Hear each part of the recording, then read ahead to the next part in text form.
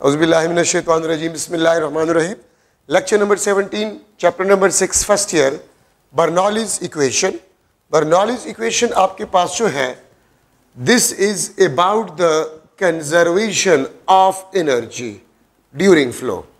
ठीक है, Bernoulli's equation जो प्रूफ किया गया वो conservation of energy, work energy principal से जो है इसको डिराइव किया गया है। अगर आपके पास एक पाइप हो of variable cross sectional area, ठीक है, जिसके डिफरेंट पार्ट्स डिफरेंट हाइट पे हो, ठीक है, यहां पर आपके पास क्रॉस सेक्शनल एरिया A1, यहां पर फ्लूइड का वेलोसिटी V1, यहां पर आपके पास क्रॉस सेक्शनल एरिया A2 और वेलोसिटी आपके पास V2। अगर ये आपके पास ग्राउंड है, so this is the height of first part of the pipe and this is the height of second part of the pipe. ये H1 हाइट फर्स्ट पार्ट का from the ground, H2 आपके पास जो height of second part from the ground. ठीक है, यहां पर आपके पास mass flow rate delta M1 divide by delta T, यहां पर आपके पास delta V1 divide by delta T, ये आपके पास mass flow rate delta M2 divide by delta T। ठीक है, ये आपके पास volume flow rate delta V2 divide by delta T। Mass flow rate इस पार्ट में, ये वॉल्यूम फ्लो रेट, ये मास फ्लो रेट, ये आपके पास वॉल्यूम फ्लो रेट। तो देखिए, अगर आपके पास एक पाइप है डिफरेंट क्रॉस सेक्शनल एरिया वाला, तो बर्नौलीज प्रिंसिपल आपको ये कहते हैं फ्रॉम कंजर्वेशन ऑफ एनर्जी और work energy principle that the sum of pressure, kinetic energy per unit volume and potential energy per unit volume in each and every part, this will be always constant। ठीक है, the sum of pressure, kinetic energy per unit volume, इसको मैं इस तरह भी लिख सकता हूं, the sum of pressure, kinetic energy per unit volume and potential energy per unit volume will be always constant। ये हमेशा आपके पास constant होगा। ये बात याद रखिए, half rho v square, this is the kinetic energy in terms of density, और ये आपके पास बन जाता है, देखिए डेंसिटी को अगर मैं लिख लो half m v square divide by v, density को मैं मास पर यूनिट वॉल्यूम से रिप्लेस कर सकता हूं। ठीक है, तो आपके पास ये बन जाएगा kinetic energy per unit volume. ठीक है, तो हाफ रो v स्क्वायर ये kinetic energy per unit volume को रिप्रेजेंट करता है। ठीक है, पोटेंशियल एनर्जी आपके पास पर यूनिट वॉल्यूम डेंसिटी, डेंसिटी के बजाय मैं मास लिख लूंगा per unit volume, so this is the potential energy per unit volume. Kinetic energy in terms of density का मतलब होता है kinetic energy per unit volume. Potential energy in terms of density का मतलब होता है potential energy per unit volume. तो इसका मतलब आपके पास ये बनता है कि pressure, kinetic energy per unit volume and potential energy per unit volume, इन तीनों का सम हमेशा आपके पास कांस्टेंट होगा during the flow of a fluid. ठीक है, और ये तीनों का सम आपके पास तब कांस्टेंट होगा अगर fluid, if fluid is ideal, ठीक है, एंड इनकम्प्रेसिबल। आइडियल का मतलब होगा नॉन विस्कस, तो एनर्जी लॉस नहीं होगा ड्यूरिंग द फ्लो। ठीक है, और incompressible means the mass flow rate will B conserve, और फ्लो आपके पास जो है वो आपके पास स्टेडी होना चाहिए। If the fluid is ideal and incompressible and flow is steady, then the sum of pressure, kinetic energy per unit volume and potential energy per unit volume, इन तीनों का सम हमेशा आपके पास कांस्टेंट होगा। और देखिए, आपने फर्स्ट चैप्टर में पढ़ा है होमोजेनिटी प्रिंसिपल में कि हम हमेशा सेम फिजिकल क्वांटिटीज को एरिया सब्ट्रैक्ट कर सकते हैं, हम डिफरेंट फिजिकल क्वांटिटीज को एरिया सब्ट्रैक्ट नहीं कर सकते। तो इसका मतलब ये होता है कि pressure, kinetic energy per unit volume और potential energy per unit volume, इनका आपके पास नेचर सेम होगा, यूनिट भी सेम होगा और डायमेंशन भी सेम होगा। इवन प्रेशर को मैं स्ट्रेस भी लिख सकता हूं, stress, pressure, kinetic energy per unit volume and potential energy per unit volume, इन तीनों का, इन तमाम का आपके पास डायमेंशन और यूनिट आपके पास जो है वो सेम होगा। ये बात याद रखिए। लेकिन ये तब if the fluid is ideal and incompressible। ideal क्यों? एनर्जी लॉस जीरो होगा। इनकम्प्रेसिबल क्यों? आपके पास डेंसिटी कांस्टेंट होगा, मास फ्लो रेट आपके पास कांस्टेंट होगा, और फ्लो आपके पास स्टेडी मींस तमाम प्रॉपर्टी फ्लूइड का कांस्टेंट होगा ड्यूरिंग द फ्लो। ठीक है, तो ये आपके पास बर्नौलीज इक्वेशन है। Pressure, kinetic energy per unit volume, potential energy per unit volume, इन तीनों का सम हमेशा आपके पास कांस्टेंट होगा। ये आपको बर्नौलीज इक्वेशन बता रहा है। अब इसमें मैं डिफरेंट केसेस को ले रहा हूं। Case 1, if V1 is equal to V2 is equal to V, अगर आपके पास फ्लूइड यूनिफॉर्म मोशन कर रहा हो, ठीक है, लेट सपोज नहर है, नहर में पानी यूनिफॉर्म वेलोसिटी से मोशन कर रहा है, या मैं इस तरह भी लिख सकता हूं V1 is equal to V2 is equal to 0। तालाब है और तालाब में आपके पास पानी जो है वो रेस्ट में है, ठीक है, रेस्ट में पानी हो या यूनिफॉर्म वेलोसिटी से फ्लूइड मोशन कर रहा है, तो बर्नौलीज इक्वेशन में ये वाला टर्म आपके पास कैंसिल हो जाएंगे। ये सेम होंगे तो ये कैंसिल हो जाएंगे, तो आपके पास बर्नौलीज इक्वेशन बन जाएगा P1 plus rho g H1 is equal to P2 plus rho g H2। ये बर्नौलीज इक्वेशन में kinetic energy per unit volume वाले टर्म्स कैंसिल हो जाएंगे, खत्म हो जाएंगे। आपके पास सिर्फ रह जाएगा P1 plus rho g H1 is equal to P2 plus rho g H2। और इसको मैं इस तरह भी लिख सकता हूं कि pressure, kinetic energy per unit volume, इन दोनों का सम हमेशा आपके पास कांस्टेंट होगा। ठीक है, तो बर्नौलीज इक्वेशन आपके पास रिड्यूस हो जाएगा इनटू दिस फॉर्म, इस फॉर्म में आपके पास ये रिड्यूस हो जाएगा। ठीक है, अच्छा मैं इसको फर्दर लिख सकता हूं, P2 को आप यहां पर शिफ्ट करें, P1 माइनस P2, रो जी H1 को आप वहां पर शिफ्ट करें, रो जी H2 उसको आप वहां पर शिफ्ट करें, रो जी H1, ये आपके पास डेल्टा P रो जी, आप इससे कॉमन निकाल ले तो H2 minus H1, delta P आपके पास जो होगा रो जी डेल्टा H, जो कि आपके पास पास्कल लॉ है। ठीक है, और यहां पर आप याद रखिए इस इक्वेशन में अगर आप देखें इन दोनों का सम आपके पास कांस्टेंट होना चाहिए, तो इन दोनों का सम अगर आपके पास कांस्टेंट होगा तो इस इक्वेशन में कौन से दो पैरामीटर्स वेरिएबल है, तो इसका मतलब है कि प्रेशर और हाइट वेरिएबल है। ठीक है, अगर हाइट बढ़ेगा तो ये टर्म बढ़ेगा लेकिन प्रेशर कम होगा, क्योंकि सम आपके पास क्या होगा, कांस्टेंट होगा। अगर हाइट कम तो ये टर्म कम होगा, प्रेशर बढ़ेगा, sum will be always constant. Height बढ़ेगा, ये टर्म बढ़ेगा, प्रेशर कम होगा, the sum will be constant. अगर हाइट कम, ये टर्म कम होगा, प्रेशर बढ़ेगा, sum will be always constant. तो यहां से मैं लिख सकता हूं कि pressure is inversely proportional to the height. Pressure आपके पास होगा वो हाइट के इनवर्सली प्रोपोर्शनल आपके पास होगा। मैं यहां से अगर डायग्राम से थोड़ा सा इसको डिस्कस करूं, लेट सपोज ये आपके पास तालाब है और इसमें पानी है, ठीक है, इसमें पानी है, तो हम हमेशा हाइट को ग्राउंड से लेते हैं। ये आपके पास H1 फ्रॉम द ग्राउंड, ये आपके पास डेप्थ होगा D1, ये आपके पास H2, ठीक है, हाइट, ये आपके पास डेप्थ होगा, ठीक है, D फॉर डेप्थ D2। तो देखिए गहराई हम अपर सरफेस से लेते हैं और हाइट हम ग्राउंड से लेते हैं। ठीक है, तो अगर आप जितना ज्यादा गहरे पानी में जाएंगे, डेप्थ अगर आपके पास इंक्रीज तो height will be decreases, height will be decreases. तो यहां से मैं लिख सकता हूं कि depth will be inversely proportional to height, और यहां पर प्रेशर हाइट के इनवर्सली प्रोपोर्शनल है। तो मैं लिख सकता हूं इन दोनों से मैं लिख सकता हूं कि प्रेशर आपके पास जो है वो डेप्थ के डायरेक्टली प्रोपोर्शनल होगा। Pressure is inversely proportional to height but pressure is directly proportional to depth. गहराई के साथ प्रेशर जो है वो डायरेक्टली प्रोपोर्शनल होगा। ठीक है, तो जितना आप गहराई में जाएंगे प्रेशर बढ़ेगा और कम गहरे पानी में प्रेशर कम होगा।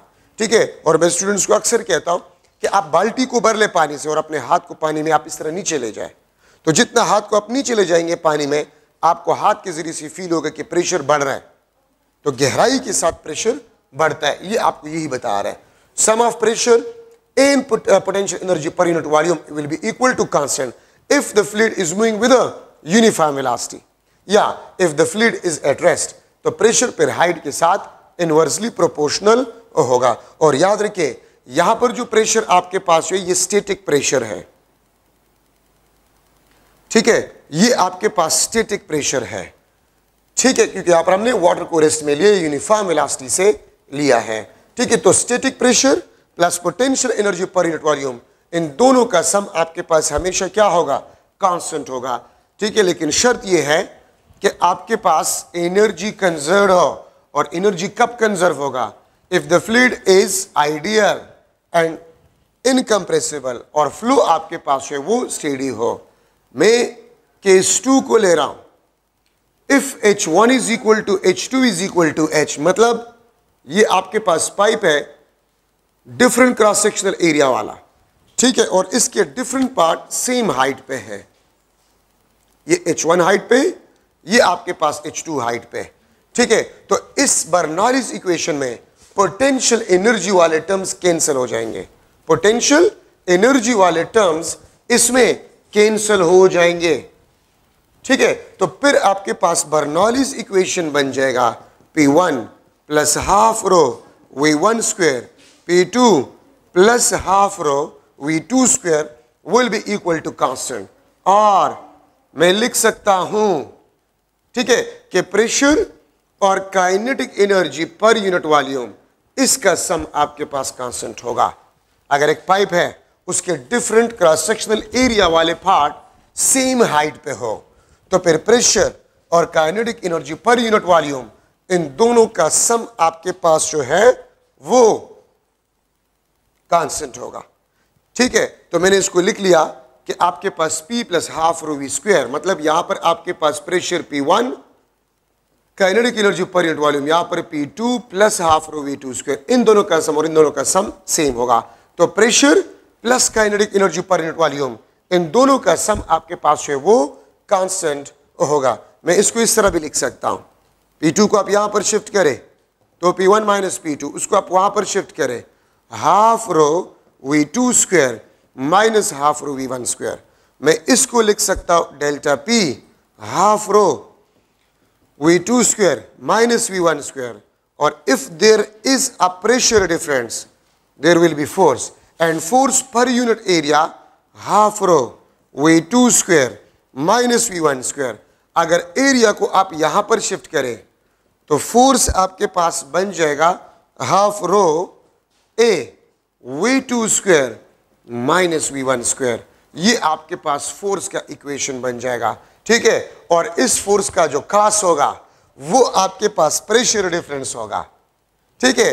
इसीलिए हम इस फोर्स को कहते हैं this is a thrust force, this is a thrust force.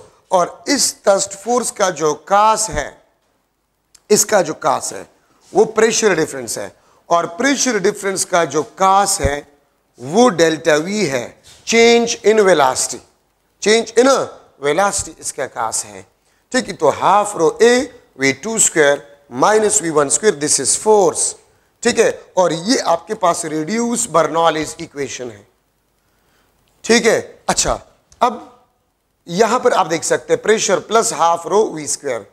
आप इस इक्वेशन में देखिए कौन से दो पैरामीटर्स वेरिएबल है, तो प्रेशर और वेलोसिटी। अगर वेलोसिटी बढ़ता है तो ये टर्म बढ़ेगा, प्रेशर कम होगा।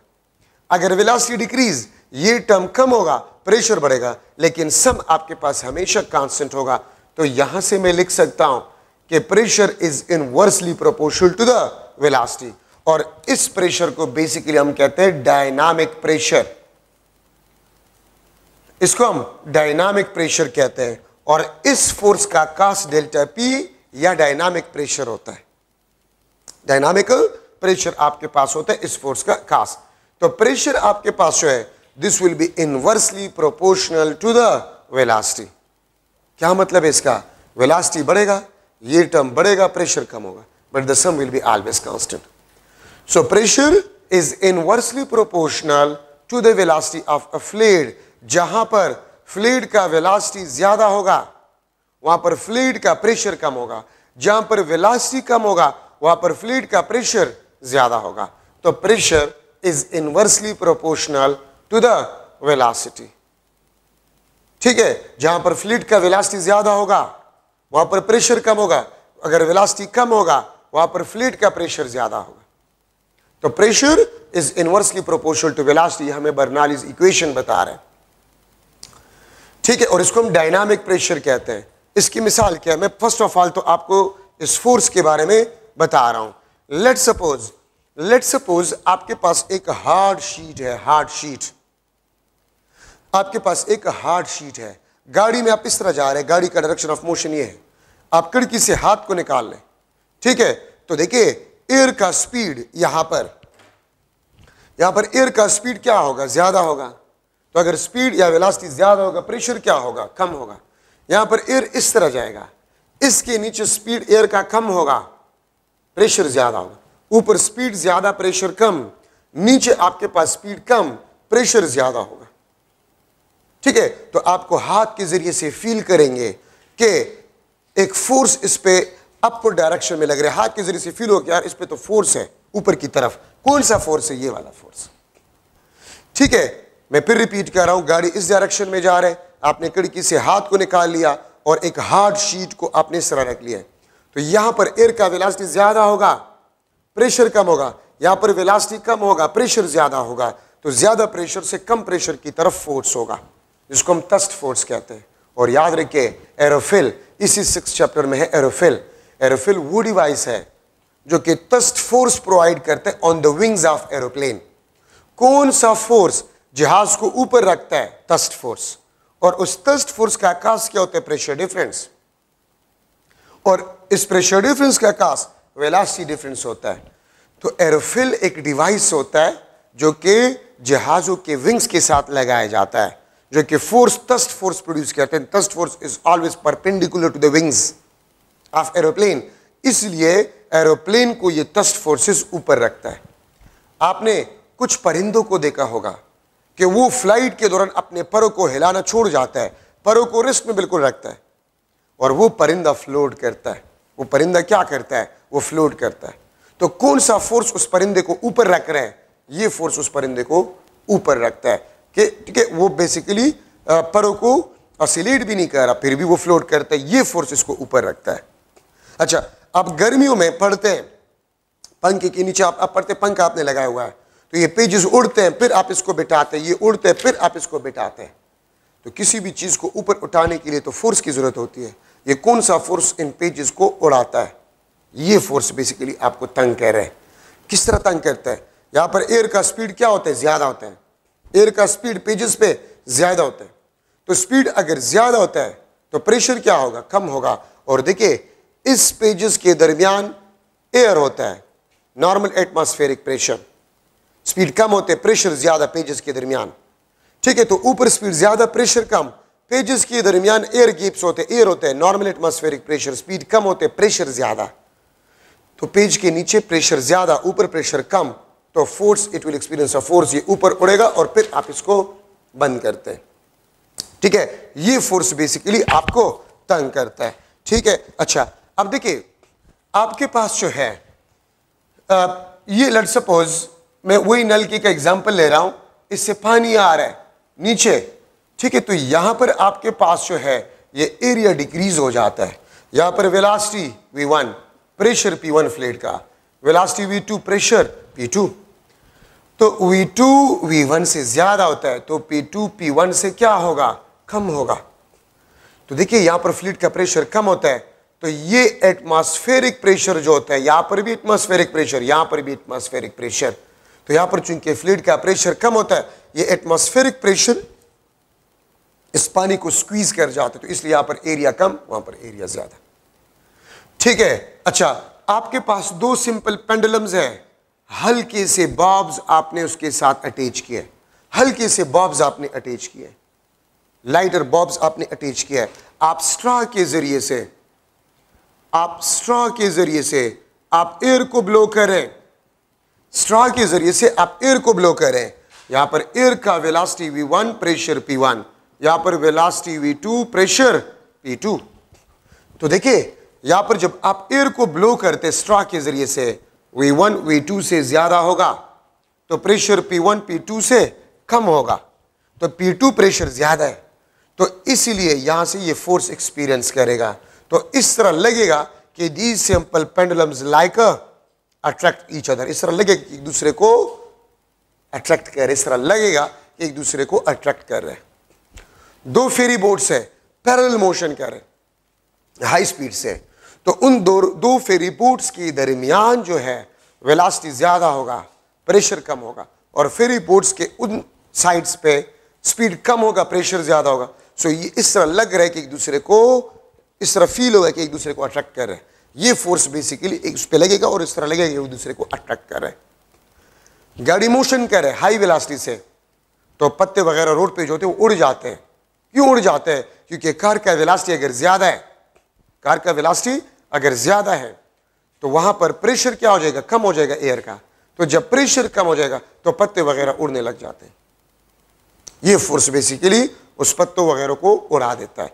ठीक है, रेल ट्रैक पे अगर आप देखिए तो आपको कहा जाता है कि रेल ट्रैक से थोड़ा सा दूर खड़े हो। क्यों? क्योंकि रेल अगर हाई स्पीड से जा रहा है तो आपका और रेल के दरमियान एयर का वेलोसिटी ज्यादा होगा, प्रेशर कम होगा। आपके पीछे एयर का वेलोसिटी कम, प्रेशर ज्यादा, तो फोर्स पीछे से आगे की तरफ आप पे लगेगा, ग्रेटर प्रेशर से लो प्रेशर की तरफ, तो आप ट्रेन की तरफ गिर सकते हैं।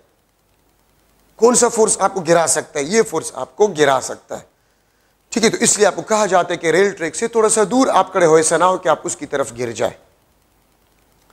ठीक है, अगर आप में से कोई ड्राइविंग जानता है और आप हाई स्पीड से जा रहे हैं, आप एक दूसरे गाड़ी से ओवरटेक कर रहे हैं, तो आपका पैरेलल सेम डायरेक्शन में मोशन, तो आपका और उस गाड़ी के दरमियान एयर का स्पीड ज्यादा होता है। एयर का स्पीड क्या होता है? ज्यादा होता है, प्रेशर कम होता है। लेकिन इस साइड पे आपके पास जो स्पीड होता है एयर का वो कम होता है, प्रेशर ज्यादा होता है। ठीक है, तो आपका गाड़ी स्टीयरिंग व्हील के जरिए से आप फील करेंगे कि आप उसकी तरफ अट्रैक्ट हो रहे हैं। आप अट्रैक्ट नहीं हो रहे, ये फोर्स जो है आप पे लग रहे हैं, इसलिए आप फील करते हैं कि आपकी गाड़ी उसकी तरफ अट्रैक्ट हो रहा है। बॉलर, अक्सर ये एमसीक्यू भी आ सकता है कि अगर एक बॉल है और वो स्पिन मोशन कर रहे हैं एयर में, एक साइड रफ है और दूसरा स्मूथ है, तो वो बॉल किस डायरेक्शन में फोर्स एक्सपीरियंस करेगा? ठीक है, तो बॉल फोर्स एक्सपीरियंस करेगा from rough side to smooth side. क्यों? क्योंकि बॉल अगर स्पिन मोशन करते हैं, आपने अक्सर देखा होगा कि बॉलर जब बॉलिंग करता है, खासतौर पे जो स्पिनर होता है, तो वो बॉल को साफ करता है, पूरे बॉल को वो साफ नहीं करता। बॉल के दो सरफेसेस होते हैं, एक हाफ सरफेस को बिल्कुल स्मूथली साफ किया जाता है और दूसरे को रफ छोड़ा जाता है। ठीक है, तो जो स्मूथ सरफेस होता है वहां पर लेमिनर फ्लो होगा। Laminar flow means high velocity, pressure कम, और जो रफ साइड होता है उस साइड पे टर्बुलेंट फ्लो होगा, स्पीड कम, प्रेशर ज्यादा। So the ball will experience a force from rough side to smooth side, क्योंकि रफ साइड पे स्पीड कम, प्रेशर ज्यादा, स्मूथ साइड पे स्पीड ज्यादा, प्रेशर कम। So a ball will experience a force from rough side to smooth और clean side. ठीक है, तो ये फोर्स बेसिकली स्विंग देते हैं, बॉल के डायरेक्शन को चेंज करता है। ठीक है, so these are some different examples, लेकिन ये याद रखें pressure is inversely proportional to velocity. और एक और चीज भी मैं आपको बताता चलूं कि देखिए, आप लोगों ने पढ़ा है velocity is inversely proportional to area continuity equation में हमने पढ़ा है, और यहां पर हमने पढ़ा कि velocity is inversely proportional to pressure. तो मैं लिख सकता हूं pressure is directly proportional to area. Area pipe का, जहां पर पाइप का एरिया ज्यादा होगा वहां पर फ्लूइड का प्रेशर ज्यादा होगा, जहां पर पाइप का एरिया कम होगा वहां पर फ्लूइड का प्रेशर कम होगा। आप देखिए, यहां पर एरिया ज्यादा है तो फ्लूइड का प्रेशर ज्यादा होगा, यहां पर एरिया कम है तो फ्लूइड का प्रेशर कम होगा। ठीक है, तो अगर आपके पास वेरिएबल क्रॉस सेक्शनल एरिया वाला पाइप है तो जहां पर पाइप का एरिया कम होगा वहां पर फ्लूइड का प्रेशर कम होगा। क्यों? वहां पर वेलोसिटी ज्यादा होगा। और जहां पर एरिया पाइप का ज्यादा होगा, ठीक है, वहां पर प्रेशर ज्यादा होगा। क्यों? वेलोसिटी कम होगा। ठीक है, तो ये आपके पास इंपॉर्टेंट पॉइंट्स है इन द बर्नौलीज इक्वेशन। अब एप्लीकेशन है बर्नौलीज इक्वेशन के एप्लीकेशन, जितने भी आपके पास स्प्रे मशीन्स होते हैं, all spray machines work on the principle of Bernoulli's. तमाम आपके पास जो इक्वेशन, तमाम जो आपके पास स्प्रे मशीन्स है, they work on the principle of Bernoulli's. वो बर्नौलीज प्रिंसिपल पे डिपेंड करता है। ठीक है, ये बात याद रखिए। अच्छा, अगर आपके पास ये स्मॉल ओपनिंग है, ये आपके पास स्मॉल ओपनिंग, तो इस स्मॉल ओपनिंग को हम क्या कहते हैं? नोजल। और फ्लूइड जो हाई स्पीड से निकलता है इसको हम जेट कहते हैं। फ्लूइड स्मॉल ओपनिंग से जो हाई वेलोसिटी से निकलता है उसको जेट कहा जाता है, और स्मॉल ओपनिंग को नोजल कहा जाता है। तमाम स्प्रे मशीन्स जो होते हैं they work on the principle of nozzle, fountains वगैरह, ठीक है, they all work on the principle of Bernoulli's, ठीक है। अच्छा, अब एक और important topic, speed of efflux, ठीक है, जो कि टोरिशीली, कोई टोरिशीली कहता है, कोई टोरिसीली कहता है, कोई क्या कहते हैं, हम अंग्रेज नहीं, जो भी आपने कह दिया, टोरिसीली थ्योरम या टोरिशीली थ्योरम, जो भी आप लोगों ने पढ़ा, ठीक है बस, ठीक है। अच्छा, स्पीड ऑफ इफ्लक्स, इफ्लक्स आपके पास क्या होता है? अगर ये आपके पास एक कंटेनर है,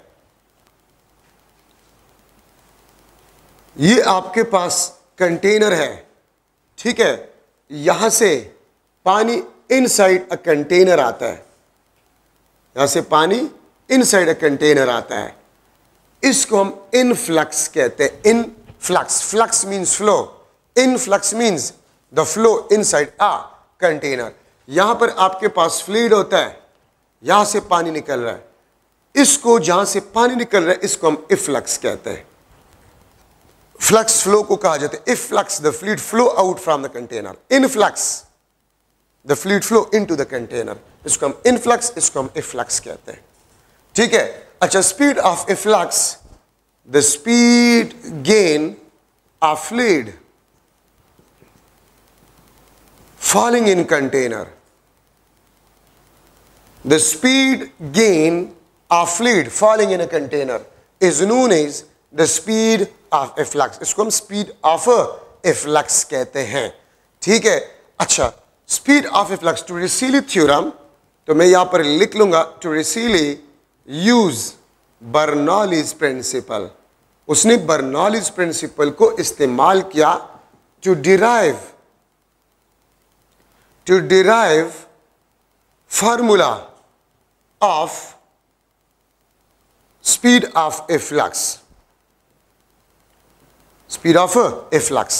टोरिसीली ने बर्नौलीज प्रिंसिपल को इस्तेमाल किया to derive formula for the speed of efflux, ठीक है।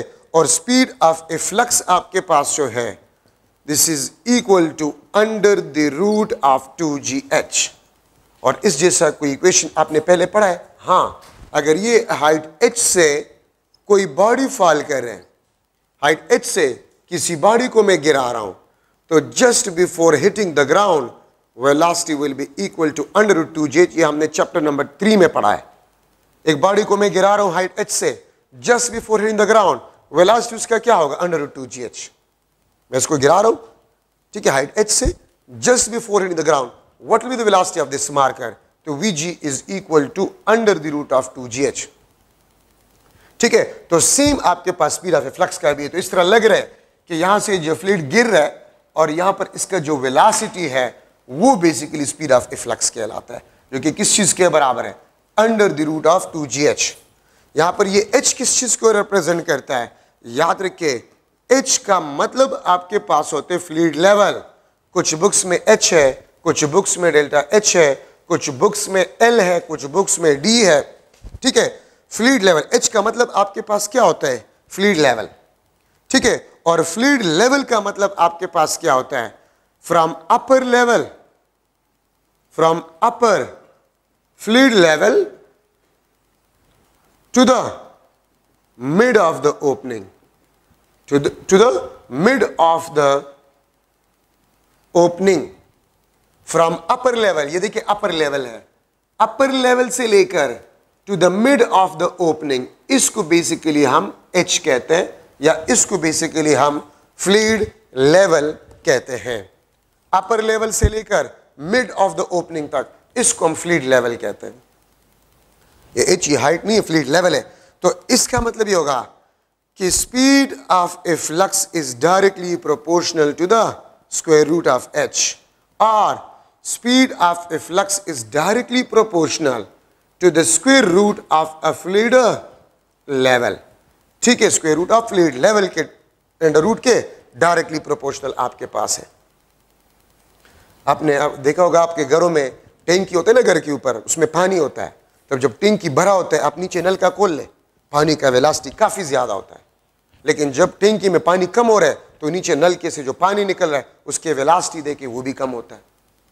तो speed of A flux water level पे, टैंकी भरा हुआ है, नीचे नल के से पानी का स्पीड काफ़ी ज़्यादा होगा, ठीक है। और अगर टैंकी में वाटर लेवल कम हो रहा है तो नीचे नल के से पानी का स्पीड भी कम होगा। आपको ये इक्वेशन यही बता रहा है। अच्छा, अब ये इक्वेशन आपके पास जो है, speed of A flux is equal to under the root of 2gh, ठीक है। ये आपके पास आइडियल फ्लूइड के लिए है, ये आइडियल फ्लूइड के लिए है। अगर रियल फ्लूइड हो, अगर रियल फ्लूइड हो तो रियल फ्लूइड का स्पीड ऑफ ए फ्लक्स जो होगा वो under the root of 2gh से कम होगा। क्यों कम होगा? Because of the viscosity of the fluid, क्योंकि विस्कोसिटी की वजह से जरूर एनर्जी लॉस होगा, और अगर एनर्जी लॉस होगा तो फिर speed of A flux under the root of 2gh से कम होगा। लेकिन याद रखिए लिक्विड्स में भी एनर्जी लॉस इतना कम होता है कि उसको हम नेग्लेक्ट कर सकते हैं, ठीक है, उसको हम नेग्लेक्ट कर सकते हैं। तो इसलिए हम रियल फ्लूइड्स के लिए भी इक्वेशन इस्तेमाल कर सकते हैं, small amount of energy loss को हम नेग्लेक्ट कर सकते हैं, ठीक है। अच्छा, स्पीड ऑफ ए फ्लक्स आपके पास अंडर रूट 2gh। अच्छा हाँ, अब आपके पास ये जो है, ठीक है, आपके पास जो है ये वाला equation, speed of A flux is equal to under the root of 2gh।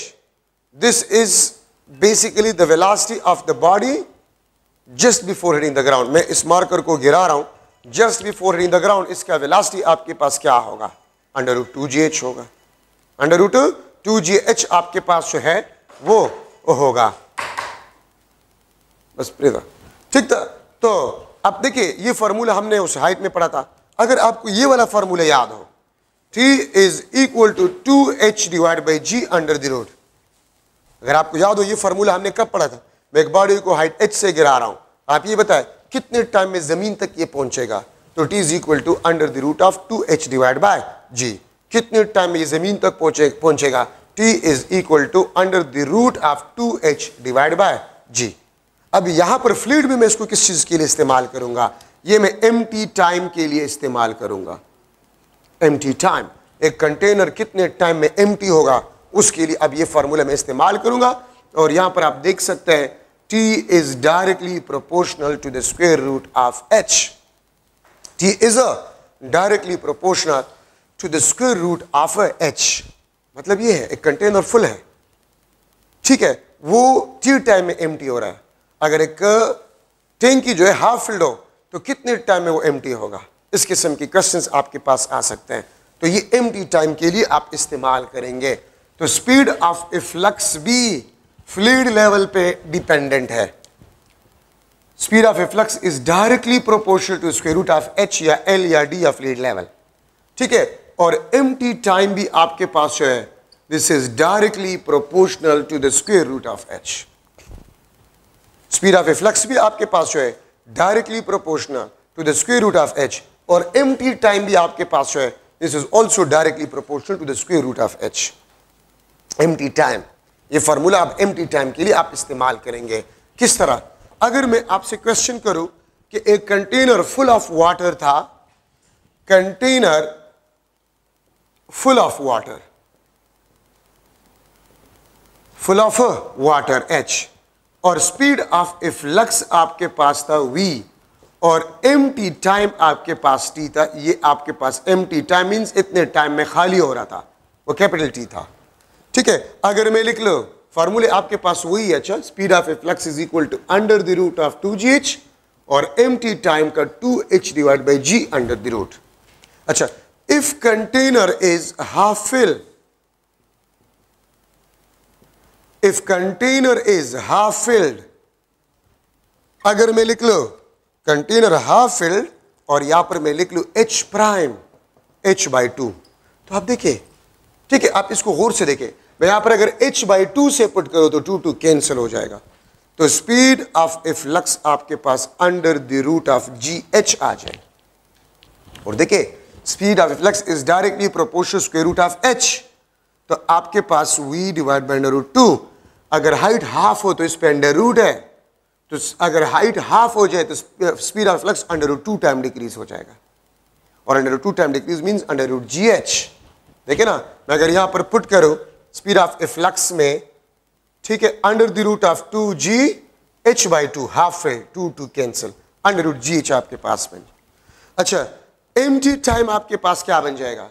तो देखिए आपके पास यहां पर h को h/2 अगर आप पुट कर ले, हाफ है h/2, t is equal to 2h/2g, half fill, तो आपके पास √h/g, या ये आपके पास बन जाएगा t/√2 टाइम। तो speed of A flux √2 time decrease हो जाएगा। और अगर एक कंटेनर पहले t टाइम में एम्प्टी हो रहा था, जब वो फुल ऑफ वाटर था, अगर हाफ फिल्ड हो तो वो √2 टाइम कम टाइम में एम्प्टी होगा। ठीक है, अब अगर मैं आपसे ये पूछूं, if container, if 1/4 part of container is filled, अगर 1/4 part filled हो या 1/4 part of the container is filled, तो h प्राइम आपके पास h/4 होगा। तो यहां पर अगर आप h/4 पुट करें तो स्पीड ऑफ ए फ्लक्स आपके पास बन जाएगा, ठीक है, 2GH/4, तो ये आपके पास GH/2 अंडर द रूट, या मैं लिख लूंगा V/2, मैं लिख लूंगा V/2, ठीक है, और ये आपके पास बन जाएगा speed of A flux V/2। सही है। और अगर एम्प्टी टाइम हो तो देखिए यहां पर आप पुट करें h/4, यहां पर पुट करें h/4, तो 2 2 4, ये आपके पास h/2g अंडर द रूट, या ये आपके पास t/टाइम। तो अगर पहले t टाइम में वो एम्प्टी हो रहा था, अब t/2 टाइम में ये एम्प्टी होगा। अब इन रिलेशन को याद रखें, एम्प्टी टाइम और स्पीड ऑफ ए फ्लक्स। ये h किस चीज को रिप्रेजेंट करता है? ये फ्लूइड लेवल, और फ्लूइड लेवल का मतलब क्या होता है? From upper level to the mid of the opening.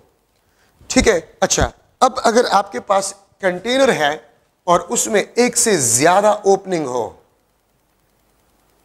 एक से ज्यादा ओपनिंग है, लेट सपोज आपके पास ये बी ओपनिंग, ये ए ओपनिंग, ये आपके पास बी ओपनिंग, इससे भी पानी निकल रहा है, इससे भी पानी निकल रहा है, इससे वेलोसिटी वी ए, इससे वेलोसिटी आपके पास वी बी है। ठीक है। एक बात हमेशा याद रखें, लेट सपोज ये टेबल पे पड़ा हुआ है, ये टेबल पे पड़ा हुआ है, अगर ग्राउंड से आपको हाइट गिवन है, ग्राउंड से हाइट गिवन है, ठीक है, h1, ये आपके पास h2, अगर एक कंटेनर के डिफरेंट ओपनिंग हो और उन ओपनिंग का हाइट ग्राउंड से डिफरेंट हो, तो याद रखिए जो ओपनिंग ग्राउंड के नजदीक होगा, स्पीड ऑफ ए फ्लक्स उससे ज्यादा होगा। ठीक है। और अगर अपर लेवल से हाइट गिवन हो तो अपर लेवल से हाइट जितना ज्यादा होगा, स्पीड ऑफ ए फ्लक्स उससे ज्यादा होगा। देखिए वी ए वी बी से ज्यादा होगा, लेकिन ए ओपनिंग का हाइट देखिए ग्राउंड से वो कम हाइट पे है, लेकिन अपर लेवल से ज्यादा हाइट पे है। ठीक है। तो आपके पास आपके पास वी ए जो होगा वो वी बी से ग्रेटर होगा। तो आप लोगों ने एक चीज में एहतियात करना होगा कि अगर कंटेनर में डिफरेंट ओपनिंग हो, डिफरेंट ओपनिंग हो, तो ओपनिंग्स के हाइट्स को आप देख लें। अगर ग्राउंड से हाइट गिवन हो तो जिस ओपनिंग का हाइट ग्राउंड से कम होगा, स्पीड ऑफ ए फ्लक्स उससे ज्यादा होगा, और अपर लेवल से जिस ओपनिंग का हाइट ज्यादा होगा अपर लेवल से, उससे स्पीड ऑफ ए फ्लक्स ज्यादा होगा। तो इसमें आपने एहतियात करना होगा। ठीक है। अगर मैं एक एमसीक्यू जो है इसमें बना लूं कि उसी कंटेनर में दो ओपनिंग है ए और बी, जिस तरह मैंने आपको वहां पर शो किया है। MCQ V A is equal to, बल्कि मैं लिख लूंगा, लेट फ्रॉम टू ओपनिंग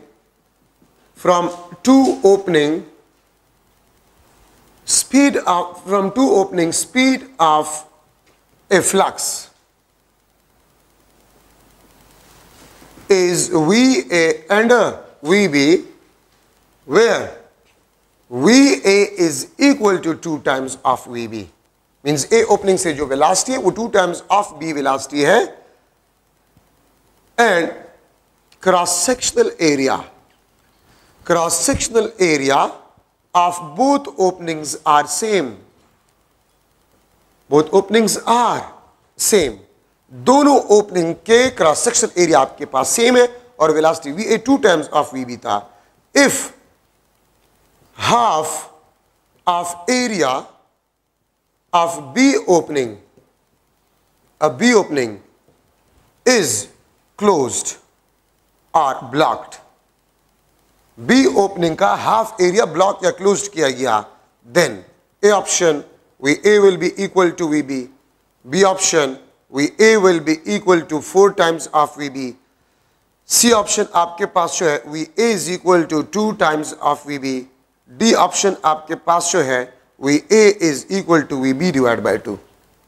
तो देखिए पहले आपके पास A का वेलोसिटी वो 2 टाइम्स ऑफ VB था और यहां से मैं लिख सकता हूं B का वेलोसिटी वो A के वेलोसिटी का हाफ था।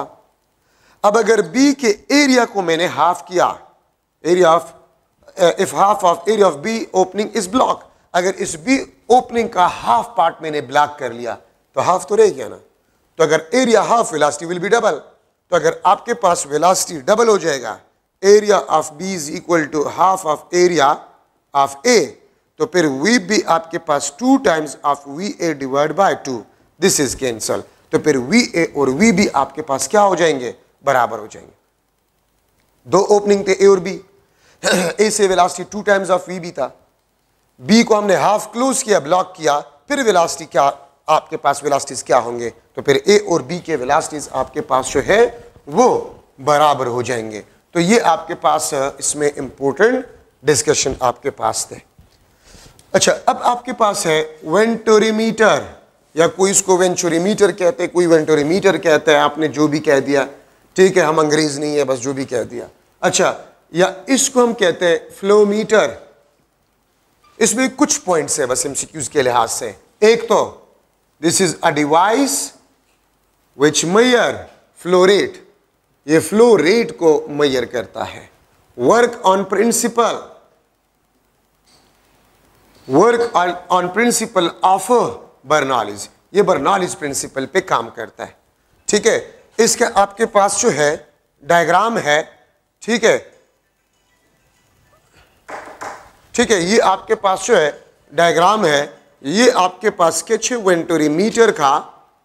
ठीक है, ये आपके पास वेंटोरीमीटर का स्केच है, ये इसमें बैरोमीटर है, इसमें बैरोमीटर है आपके पास।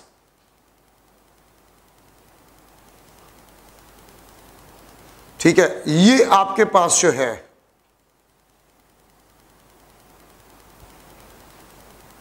ये आपके पास स्केच है वेंटोरीमीटर का, या जिसको हम फ्लोमीटर भी कहते हैं। इस कम क्रॉस सेक्शनल एरिया वाले पार्ट को हम कहते हैं थ्रोट, थ्रोट ऑफ वेंटोरीमीटर या फ्लोमीटर। ये आपके पास दो बैरोमीटर्स होते हैं, दो बैरोमीटर, मैं इसको B1 लिख लेता हूं, इसको B2। यहां पर cross sectional area A1, velocity आपके पास V1, यहां पर क्रॉस सेक्शनल एरिया आपके पास A2 और वेलोसिटी आपके पास जो है वो V2 होगा। एक cross sectional area A1, velocity V1, एक क्रॉस सेक्शनल एरिया A2, उसका वेलोसिटी आपके पास जो है वो V2 होगा। इसको हम थ्रोट कहते हैं। बैरोमीटर, दोनों बैरोमीटर के क्रॉस सेक्शनल एरिया सेम होते हैं, दोनों बैरोमीटर्स के क्रॉस सेक्शनल एरियाज आपके पास सेम होते हैं। ठीक है, ये बात आप लोग याद रखें। अच्छा, अब यहां पर फ्लूइड का प्रेशर P1, यहां पर फ्लूइड का प्रेशर P2। तो मैंने कुछ देर पहले आपको बताया था कि pressure is directly proportional to area. यहां पर एरिया ज्यादा है, प्रेशर ज्यादा है, यहां पर एरिया कम है, प्रेशर कम है। तो देखिए, अगर यहां पर एरिया ज्यादा है, प्रेशर ज्यादा है, तो ज्यादा हाइट तक ये फ्लूइड ऊपर आएगा। मैं इसको HB1 लिख लेता हूं, बैरोमीटर B1 में हाइट ऑफ द फ्लूइड। यहां पर प्रेशर कम है तो कम हाइट तक फ्लूइड ऊपर आ जाएगा, इसको मैं HB2 लिख लूंगा, इसको HB1, इसको आप HB2। ठीक है, और इन दोनों का जो डिफरेंस आपके पास होता है वो HB1 माइनस HB2। वो बैरोमीटर जो कि ज्यादा क्रॉस सेक्शनल एरिया वाले पार्ट में हो उसमें हाइट ऑफ फ्लूइड ज्यादा होगा, और जो थ्रोट में होते हैं उसमें हाइट कम होता है।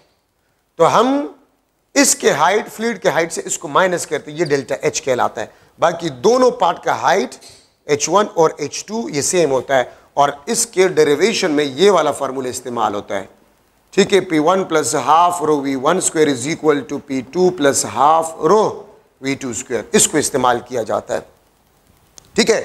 तो एक तो इसमें ये जरूरी बात, वर्किंग प्रिंसिपल, किस बैरोमीटर में हाइट ज्यादा होगा फ्लूइड का, किस बैरोमीटर में हाइट कम होगा, ठीक है, ये बात आपके पास जरूरी है, ठीक है। अच्छा, और एक और चीज आपके पास है, इसका जो प्रिंसिपल इक्वेशन है, हमने कंटिन्यूटी इक्वेशन में पढ़ा था। कंटिन्यूटी इक्वेशन में हमने पढ़ा था कि volume flow rate is equal to the product of area and velocity. Volume flow rate is equal to the product of area and velocity. तो देखिए, इसका एरिया A1 नोन होता है, तो A1 अगर नोन है, V1 मालूम करे, इसके साथ मल्टीप्लाई करें, वॉल्यूम फ्लो रेट इस पार्ट में आ जाएगा, ठीक है। और अगर आप इस पार्ट में वॉल्यूम फ्लो रेट मालूम करना चाहते हैं तो इसके एरिया A2 को वेलोसिटी V2 के साथ मल्टीप्लाई करें, इस पार्ट में आपके पास वॉल्यूम फ्लो रेट आ जाएगा, ठीक है, ये बात याद रखें।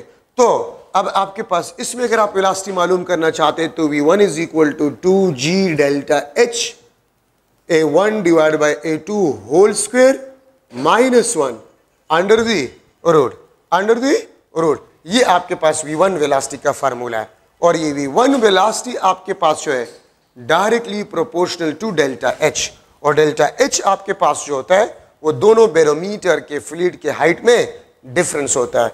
देखिए G कांस्टेंट, A1 और A2 आपके पास कांस्टेंट, तो V1 डेल्टा H।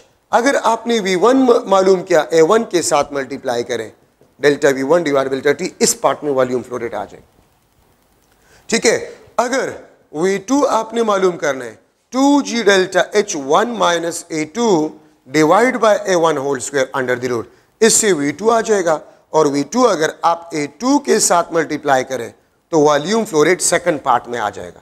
और हमने ये पढ़ा है कि वॉल्यूम फ्लो रेट कंजर्व होता है या कांस्टेंट होता है, तो आपने एक फार्मूला बस ये इस्तेमाल करो, V1 A1 के साथ मल्टीप्लाई करो, वॉल्यूम फ्लो रेट आ जाएगा, ठीक है। या आप V2 जो है, V2, ठीक है, आप V2 मालूम करें, A2 के साथ आप मल्टीप्लाई करें, आपके पास सेकंड पार्ट में वॉल्यूम फ्लो रेट आ जाएगा।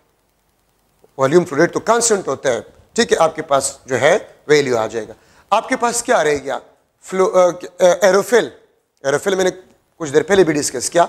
एरोफिल वो डिवाइस होता है, वो डिवाइस जो कि विंग्स ऑफ एरोप्लेन पे थ्रस्ट फोर्स लगाता है। F is equal to half rho A V2 square, area V2 square minus V1 square. Aerofoil का working principle Bernoulli's principle, thrust force is always perpendicular to the wings of aeroplane, जो कि aeroplane को ऊपर रखता है। BP device है, BP device blood pressure device also work on the principle of Bernoulli's. High blood pressure, low blood pressure, systolic and diastolic, वो आप मुझसे ज्यादा बेहतर जानते हैं, ठीक है। तो BP device also work on the principle of a Bernoulli's, ठीक है। एयर बैग होता है, हाथ के इर्द लगाए जाते हैं, उसमें एयर पंप किए जाते हैं, तो एक्सटर्नल एयर प्रेशर के बेस पे इंटरनल ब्लड प्रेशर को मालूम किया जाता है, ठीक है। बीपी डिवाइस याद रखिए। यूनिट टार आपके पास है, टार यूनिट ऑफ प्रेशर 133.3 न्यूटन पर मीटर स्क्वायर आपके पास होता है, ठीक है। अच्छा, आपका चैप्टर खत्म हो गया, लेकिन दो तीन जरूरी बातें उसको आप गौर से सुने। एक आपके बुक में एमसीक्यू है, फ्लो रेट, याद रखिए, this is inversely proportional to the length of pipe. लेकिन इसके लिए अगर आप प्रेशर डिफरेंस को कांस्टेंट रख ले, आप किस चीज को कांस्टेंट रख ले, प्रेशर डिफरेंस को कांस्टेंट रख ले। और प्रेशर डिफरेंस आपके पास क्या होता है, ये अगर पाइप है, यहां से प्रेशर P1, यहां से प्रेशर P2, यहां से प्रेशर P1, यहां से प्रेशर P2, तो डेल्टा P आपके पास P1 माइनस P2 या P2 माइनस P1, ये अगर कांस्टेंट हो तो flow rate will be inversely proportional to the length of a pipe. Flow rate अगर length of a pipe double तो flow rate will be half, आपके book में MCQ है। Flow rate is directly proportional to delta P if length of a pipe is kept constant. अगर आप length of pipe को constant रख ले तो फ्लो रेट आपके पास डेल्टा P के डायरेक्टली प्रोपोर्शनल होगा। आपके बुक में एक और एमसीक्यू है कि लेट्स सपोज ये आपके पास पाइप है, यहां पर क्रॉस सेक्शनल एरिया A1, यहां पर वेलोसिटी फ्लूइड का v1, सही है, इसका रेडियस r1, यहां पर रेडियस r1, और इसमें हमने n फाइन होल्स कर लिए, यहां पर हमने n फाइन होल्स कर लिए, ठीक है। उसका एरिया आपके पास A2, रेडियस आपके पास R2, और यहां से पाइप्स जो स्मॉल ओपनिंग से पानी निकलता है उसका वेलोसिटी V2। तो जिस तरह शावर होते हैं ना, शावर पाइप से पानी आता है, शावर में सामने स्मॉल होल्स होते हैं, तो उस होल से वेलोसिटी क्या होगा, तो कंटिन्यूटी इक्वेशन बन जाएगा A1 V1, n fine holes है तो n A2 into V2, V2 will be equal to A1 V1 divided by n V2, A1 V1 divided by n into A2, या इसको मैं इस तरह भी लिख सकता हूं R1 square V1 divide bye n into R2 square, even diameter से भी आप इसको रिप्लेस कर सकते हैं अगर डायमीटर गिवन हो। तो देखिए अगर number of fine holes given हो, एरिया A1 और A2 गिवन हो, ठीक है, और यहां पर वेलोसिटी गिवन हो, तो फिर स्मॉल ओपनिंग से वेलोसिटी क्या होगा वो आप फिर इस इक्वेशन से मालूम कर सकते हैं, ठीक है। तो ये आपके जो MCQs है बुक में, उसमें जरूरी पॉइंट्स मैंने आपको बता दिए। चैप्टर नंबर 6 भी जो है वो खत्म हो गया, ठीक है, चैप्टर नंबर 6 भी आपके पास खत्म हो गया। इंशाल्लाह नेक्स्ट लेक्चर में हम चैप्टर नंबर 7 को स्टार्ट करेंगे, ऑसिलेशन। तो ऑसिलेशन चैप्टर को आप एक नज़र ज़रूर पढ़ें, ठीक है। और टेस्ट जो है इंशाल्लाह वो तो उम्मीद है कि डिले हो गया है, ठीक है, पाकिस्तान है और फिर हमारा PTI का गवर्नमेंट है, कुछ भी पता नहीं चलता, कुछ भी हो सकता है, लेकिन जितनी इन्फॉर्मेशन है, ठीक है, वो डिले का है। आप स्टडी करें, तैयारी करें, ठीक है, फ्रेश कोई प्रॉब्लम हो तो हमें ज़रूर बताया करें। इंशाल्लाह आप जो ऑनलाइन क्लासेस ले रहे हैं तो आपके लिए हम कोशिश करें कि अगर टेस्ट डिले हुआ तो हम हफ्ते में 1 या 2 दिन रखेंगे क्वेश्चन आंसर सेशन। आप अकेडमी आ सकते हैं, जब लॉकडाउन खोला जाएगा तो क्वेश्चन आंसर सेशन में आप आ सकते हैं। अगर आपको कोई प्रॉब्लम है वो इंशाल्लाह फिजिक्स, केमिस्ट्री, बायो, इंग्लिश की टीचर्स हल करेंगे। Thank you so much.